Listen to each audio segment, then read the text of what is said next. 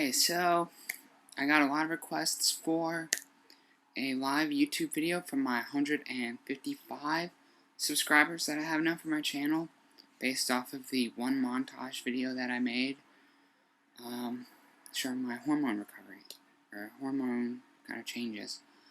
And so, somebody just sent me a text message.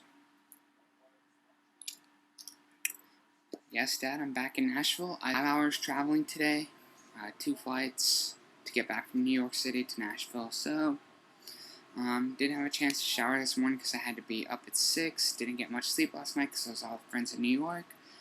So that's why I look a little bit maybe cracked out. And I think from now on I'm always going to be making excuses for my appearance because that's something that girls do, I guess.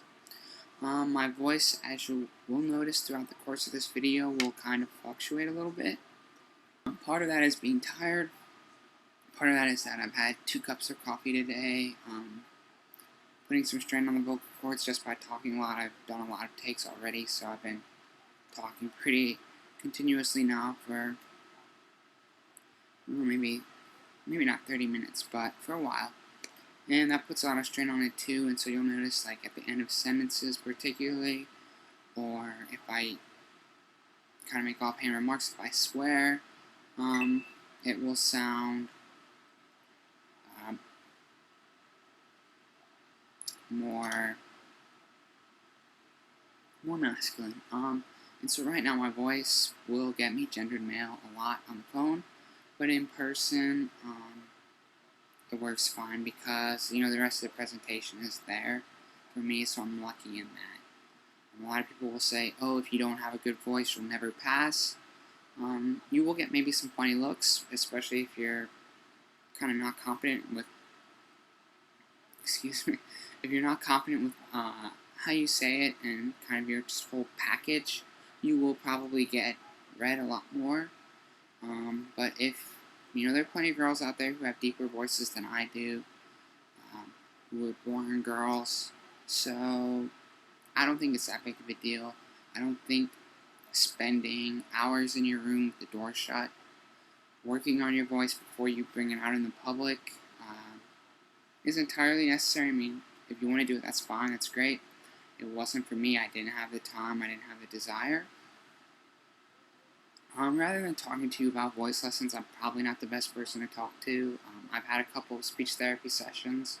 I'll probably go see my speech therapist once or twice more before I leave Nashville if I do. Just because our original goal was to get me more androgynous, which I feel I'm closer to. And so now that I'm there, it's more about, I'd like to get it a little bit better so that I can get read female on the phone and not just in person. Beyond that, though, there is something else that I want to talk about. Like, a lot of people will talk about what are the effects of hormones, should you transition or not. Like, the obvious answer to that is yes. If you think you're trans, you should transition, because guess what? Most people don't think they're trans, so you're fucked. Deal with it.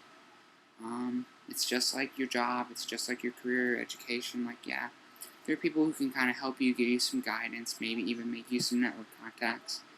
But in the end, you're ultimately responsible for your own success, whether that's in transition, relationships, career, whatever. Like, it gets better, but it gets better because people make it better. Like, yeah, society's becoming more tolerant. Like, bigotry is more frowned upon, but at the same time, like, you still have to put in the work in one way or the other.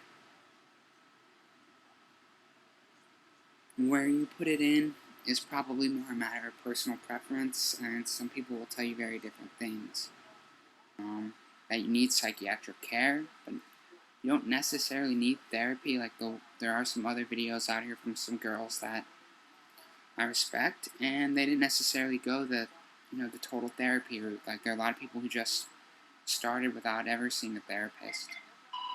And you totally don't need one, but what you do need to do is be self-actualized. You need to be able to take control of your own life. You can't worry about what other people are going to say. Like, yeah, some people might disown you. Like, it'll get better, but you have to make it better. Like, Nobody's going to help you with your job. Nobody's going to help you with your school. Nobody's going to really help you with your life but you. So get on it. And good luck.